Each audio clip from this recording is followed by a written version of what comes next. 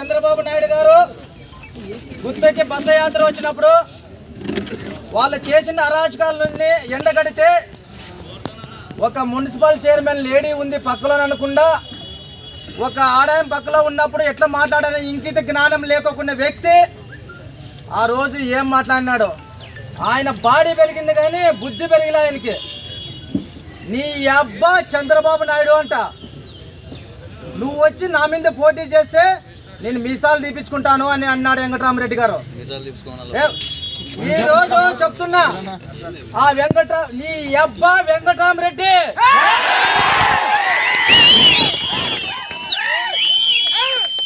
నేను ఎంతకంటున్నా ఈ మాట అంటే నీ ఏగితి నువ్వెంత అని ఆలోచించుకోకుండా ఆ రోజు నీ అబ్బా చంద్రబాబు అన్నావు. నీ బతుకెంత?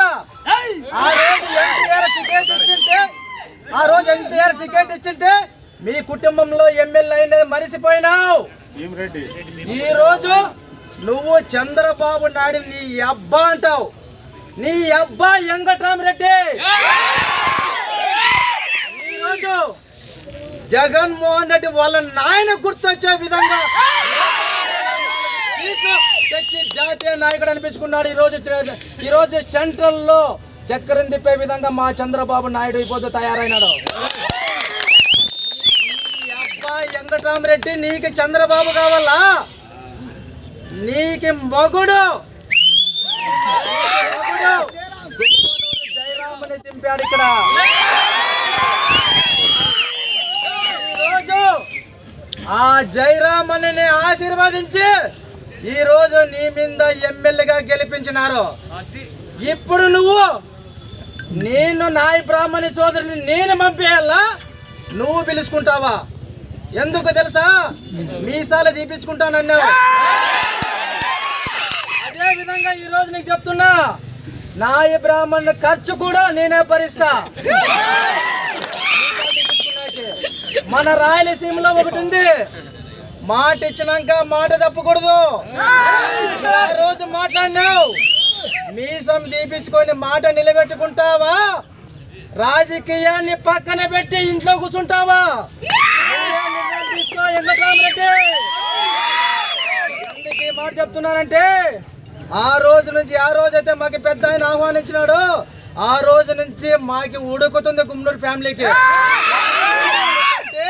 నిజమైన రిజల్ట్ వచ్చింది నా పోతే నీ అంతో చూద్దామని మేము ఇంతవరకు ఉన్నాం. ఈ రోజు నువ్వు 6,800తో గెలిచినావు అనుకున్నావు. మా గుంటకల్ నియోజకవర్గంలో ప్రజలు 56,800 మెజార్టీ ఇచ్చి మమ్మల్ని గెలిపించారు. ఇంకా గుత్తి మండలంలో కొంతమంది నీ చెంచగలంగా తోకలు అడిస్తున్నారంటగా. గుత్తి మండలంలో ప్రజలు తల మీద కొట్టినారు నిన్నే, నీ నాయకుల్ని నిన్ను తల మీద కొట్టినారు. ఇంకా తోకలు ఏడ ప్రాణం ఉన్నట్లుంది. నలిపేస్తానని చెప్తాను. ఈ రోజు మాట చెప్తున్నానంటే మా ఊళ్ళని చూసుకొని డిపార్ట్మెంట్ అండబెట్టుకొని ఎంత రూపించినావు మాకు తెలుసు. కానీ ఈ రోజు చెప్తున్నా, మా వాళ్ళు ప్రతి ఒక్కరిని నాయకులుగానే చేసి నీ ఎంత చూస్తానని చెప్పి ఎందుకు ఈ మాట చెప్తానంటే ఎవరైనా రాజకీయం చేసి ఎవరైనా మాట్లాడతారా? నువ్వు కూడా గుమ్మనూరు కసువు వచ్చి గుంటకల్లకు వస్తాదంటావు. ఈ రోజు ఆ కసువు సత్తా ఏమో నీకు చూపిస్తానని చెప్పి నేను ఈరోజు సభాముఖ్యంగా తెలియజేసుకుంటున్నా. గుత్తి మండలంలో వైఎస్ఆర్సీపీ నాయకులకు అందరూ చెప్తున్నా, ఈ రోజు గుత్తిలో అడగబెట్టినా గెలిచిన తర్వాత ఈ రోజు నుంచి మీరు ఎక్కడ పేడ సర్దుకొని పోయి మంచిగా ఉంటే బతికిపోతారు, లేదంటే మాత్రం వదిలిపెట్టేదే లేదు. ఈ అరాచకాలందరినీ అరికడతా, మీరు కబ్జాలు చేసిన ఫ్లాట్లన్నీ వెనక్కిప్పిస్తా, భూములు వెనక్కిప్పిస్తా. బాసపల్లిలో ఎంత ద్రోహం చేశారో బాసపల్లిలో మీరు చేసిన మోసాల్ని అక్కడ ఎవరైతే నష్టపోయినారో వాళ్ళందరికీ న్యాయం చేసే వరకు నిద్రపోనని చెప్పి రోజు నేను ఎప్పుడైనా చెప్తా ఎవరికే భయపడినా.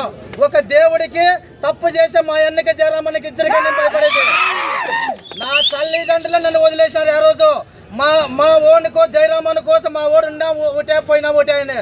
అందుకోసము మీ అందరి కోసం నేను చెప్తున్నా, గుత్తి పట్టణంలో నేను ఏమైతే హామీ ఇచ్చినానో నీళ్ళ విషయము, రోడ్ల విషయం, డ్రైనేజ్ విషయము ఖచ్చితంగా జయరామన్తో కొట్లాడైనా మన నేటి సమస్య నెరవేర్చుకునే వద్దు అన్నా. మనము ప్రతి ఒక్కరే కష్టపడినాం. మైనస్లు చూడొద్దండి. 600 పైన వాళ్ళకి మెజార్టీ వచ్చింటే 2, 3, 10, 15 ఇప్పుడు మైనస్ అయిండొచ్చు. కానీ మనం మిగతాదంతా మనం సాధించినట్లే. మనము ఎందుకు ఈ మాట చెప్తున్నామంటే, నేను ఎందుకు చెప్తున్నా 56,000 అని. 50,000 ఇదొక 6,800 మొత్తం మన విజయానికి మనకి తెచ్చిన, మీరంతా కష్టపడి తెచ్చిన విజయం అని చెప్పి సభాముఖంగా తెలియజేసుకుంటున్నా. అది ఇంకో విషయం, మన మండలంలో మనకి మెజార్టీ వస్తుందనే విధంగా వచ్చింది. మనము ఫస్ట్ ఉన్నాం, మన మర్యాద నిలబెట్టుకున్నాం. మనకు అదే చాలు. గుత్తి పట్టణానికి నీటి సమస్య ఖచ్చితంగా తీర్చితీరుతా. నన్ను నమ్మి నాకు మీరందరూ దగ్గర మీ ప్రేమ అంతా నాకు చూపించారు కాబట్టి, నేను అయితే ఎట్లయితే మా జయరామన్న రుణము తీర్చుకున్నానో నేను కష్టపడి మీ రుణము కూడా నేను తీర్చుకుంటానని చెప్పి ఈ రోజు సభాముఖంగా అందరికీ ధన్యవాదాలు తెలియజేసుకుంటూ, సీనియర్ నాయకులకి, నాతో పాటు ఉన్న నాయకులకి, ప్రతి ఒక్కరికి అందరితో కలిసిమెలిసిగా ఇప్పుడైతే ఎలక్షన్ ఎట్లయితే చేశానో అదే విధంగా ఎలక్షన్ చేస్తా. అదే విధంగా మీరు సహకరించాలి. నాకు ఏమంటే ప్రతి ఊరికి 10 పదవులు ఉండవు, 2, 3 పదవులు ఉంటాయి. కాబట్టి మీరు గ్రామాల్లో నిర్ణయించుకోవాలా. మీరు గ్రామాల్లో ఉండే పెద్దలు కానీ వాటిలో ఉండే వాళ్ళు కానీ మీరు నిర్ణయం ప్రకారమే నేను ముందుకు పోతా. నాకు ఒక రికమెండ్ అవసరం లేదు. దయచేసి చెప్తా, రికమెండ్లు అంటే నాకు సరిపోవు. ఫేస్ టు ఫేస్ అంటే వేరే విధంగా రికమెండ్లు ఉంటే వాళ్ళతో